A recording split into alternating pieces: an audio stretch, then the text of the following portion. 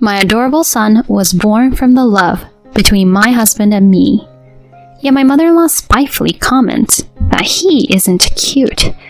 It's unbelievable to say such things to her own grandchild without hesitation. To make matters worse, she treats me as an unwanted intruder. If that's how she feels, then I can be just as. This is the story of a self-centered mother-in-law from hell and the daughter-in-law who stands up to her. My name is Stella.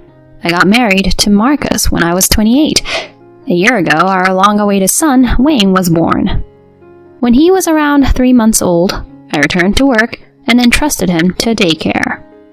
I wanted to stay with him at home as long as I could, but we had our reasons. Marcus's job wasn't stable, and his income had been steadily decreasing. In fact, I now earn twice as much as he does. With a newborn and more expenses to come, I made the decision to return to work. I don't mind working since I actually love what I do. However, there's someone who doesn't approve of it. Ruth, the mother-in-law. She moved in with us around the same time as Wayne was born, and for some reason, she seems to have a problem with me. Not only does she criticize my nursing, but she also finds faults in my everyday actions. Leaving your baby in daycare at such a young age? What kind of mother are you? Women have always been expected to stay at home and take care of the household. She sounds like she's stuck in the 50s. She relentlessly tries to enlighten me with opinions at such a level. As soon as I return home from work with my son, she starts yelling. You're working this late? Again? Don't you think it's a pity for Wayne? I spend the whole day with him on my days off, and he has a stable routine at daycare, so it's all good. Whenever I retort, she furrows her brows. Do you really trust the words of some stranger at daycare over your own family? If you keep this up, he won't grow up to be a well-adjusted and happy child. Despite not contributing to his care on a regular basis, she still has the audacity to lecture me about childcare. Moreover, she questions my character without hesitation. I regret moving in with a daughter-in-law who only cares about her job. Why did Marcus marry someone like you? I feel like I'm going crazy from the stress every day. I can't hold myself back to those statements. If you dislike it so much, you're free to move out, you know. You do realize why we ended up living together, right? In fact, there was a reason she moved into our house. Originally, she was living with her husband at their own home. One day, he got into a car accident, which left him paralyzed from the waist down. Additionally, it was discovered that his dementia was advancing. Unable to handle him any longer, she had to place him in a care facility. Following that, she pressured us to move in with her. Both Marcus and I had jobs, and it wasn't feasible for us to move from our current home considering the commute. So one day, she decided to unilaterally bring her belongings to our house and moved in without our consent. It was like a forceful cohabitation where she just moved in on her own accord. We know you're in a tough spot, so we accepted living together. But didn't we promise not to interfere with each other? Oh, did we? I don't remember that at all. Despite reminding her of the promise, she doesn't seem to care, as if she knows she won't be asked to leave. Her attitude is getting on my nerves. Please, stop it already. We agreed not to interfere, and that's why I okayed having you with us. This isn't what we agreed on. You're so annoying. I wonder why you aren't as lovely as Megan. She's such a sweet girl, you know. Megan is Marcus's brother's wife, which makes her my sister-in-law. To be honest, she isn't as sweet as Ruth says. I'd say she's more cunning than having a bad personality. She got married to my brother-in-law, Logan, and became a homemaker right away, which Ruth approves. She often invites her to our house, and they gossip about me. Listen, Megan, Stella's still working. Really? How could she leave such little Wayne and go to work? Right? You, on the other hand, are an excellent wife by choosing to be a homemaker. You have peace of mind when you have kids. I admire you, Ruth, so I'll do my best. The cycle of trying to please each other goes on endlessly. What irritates me is that they intentionally have those conversations loudly within my hearing range. I truly despise them. Megan seems to want to gain Ruth's favor more and eventually starts speaking ill of me voluntarily. Marcus is making about the same salary as Logan, right? And yet, Stella has to work, which means that she's bad at managing her finances. A few years ago, his salary might have been close to Logan's, but it's been reduced since then. I haven't told them about his company facing financial troubles due to pride. Once Megan starts criticizing me, Ruth gleefully chimes in. That's so true. It's her fault for being bad at handling money, and she even leaves her son to others. Megan, don't be like her, okay? I know. Don't worry, Ruth. I have so much respect for you and will never disappoint you. Oh my, you're such a good daughter-in-law. They engage in a flattery contest, and that makes me feel so awkward just by listening to it. I wish they take it elsewhere. It's just adding to my stress. Feeling like I've reached my limit living with Ruth, I decided to talk to Marcus about it. Hey, I want to talk to you about your mom. She invites Megan over every day and they make fun of me all the time. Really? Mom? Since I usually get home earlier than him, he's never seen what's happening to me. As expected, he looks confused. Yeah, even though we promised not to interfere, she's been complaining about me working and constantly trash-talking me with Megan. I can't take it anymore. He ponders for a while and then something unbelievable comes out of his mouth. Well, Megan gets along with her, right? So maybe you should try to get closer to her too. What? Were you even listening to me? She even questions my character, you know. How am I supposed to get closer to someone like that? When I press him, he scratches his head and says, Come on, don't get so worked up. At least try doing the same as Megan. Maybe then Mom will have a change of heart. What the heck? Are you telling me to kiss her butt? Whatever then. I was stupid to ask for help. There's no one on my side.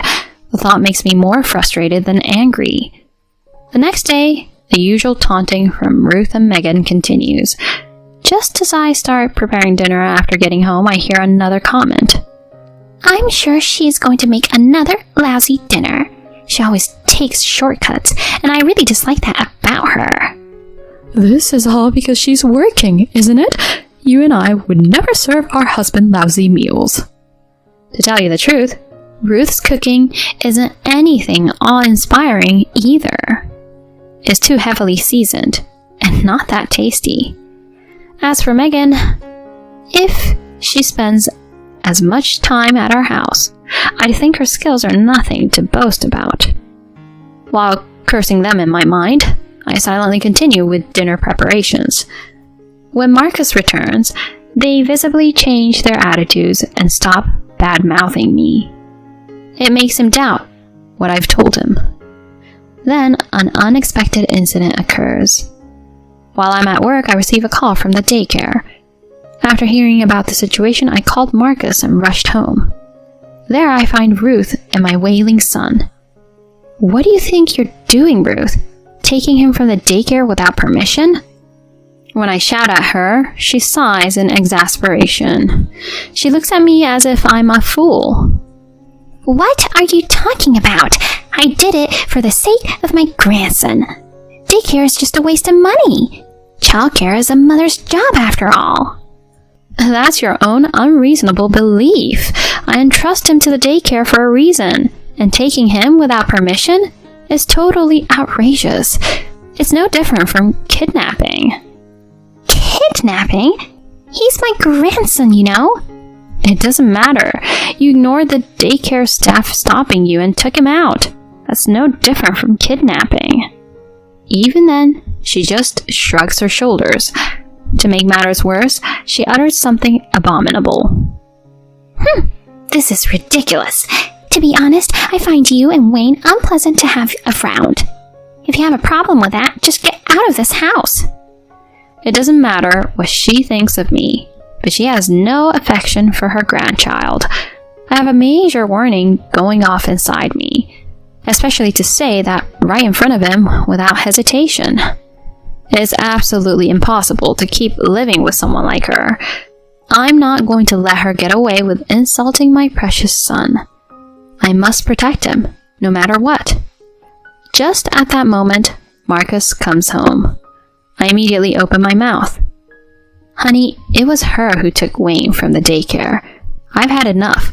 I can't live in the same house with her anymore. That's when she suddenly shows fake tears, playing the victim.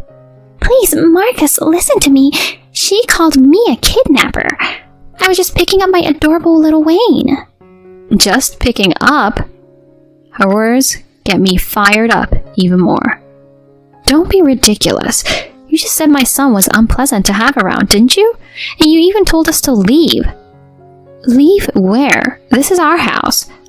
Are you pretending to be a good mother just in front of Marcus? Help me, Marcus. She's always bullying me like this. Seeing her cry and appeal to Marcus, everything seems utterly foolish to me.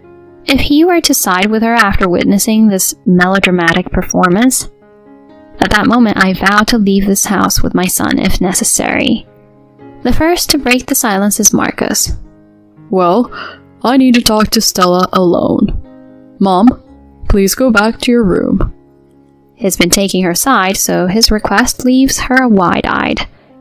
What are you asking me? You don't need to listen to her side of the story.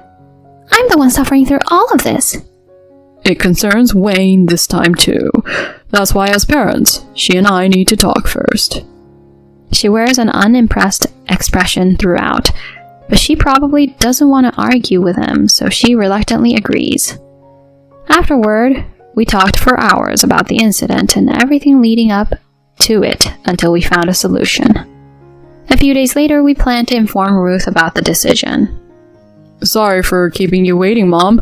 We've finally sorted things out, Marcus says with all smiles.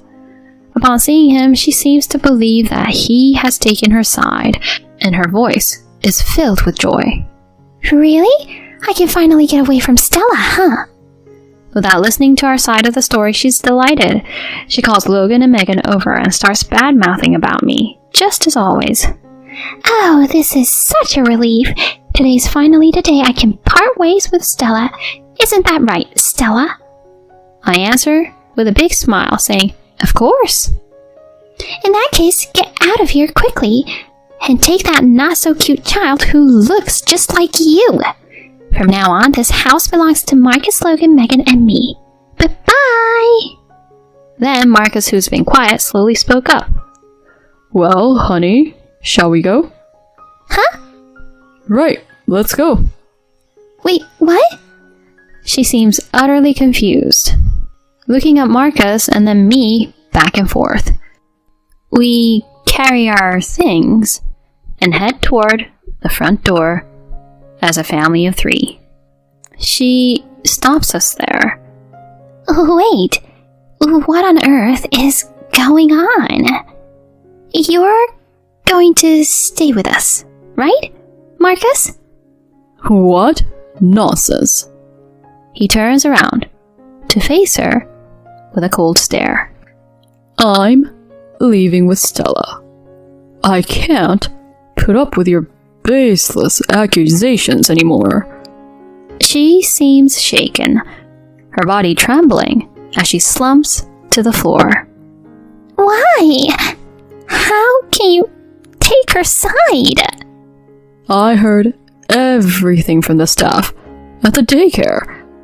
How you took him away without permission and even cursed them out. How you've been speaking ill of Stella at the daycare too. That's... I never thought you were such a horrible person. I'm disappointed in you. Go ahead and have yourself surrounded by people who listen to you and have a good life. Then he pushes me forward, and we walk out of the house. I hear her crying and calling his name for a while. On the way to our new home, he apologizes to me. I'm sorry. I didn't realize everything sooner. Please, forgive me. Oh, please. Just taking action like this is more than enough. I give him a peck on his cheek and my brightest smile.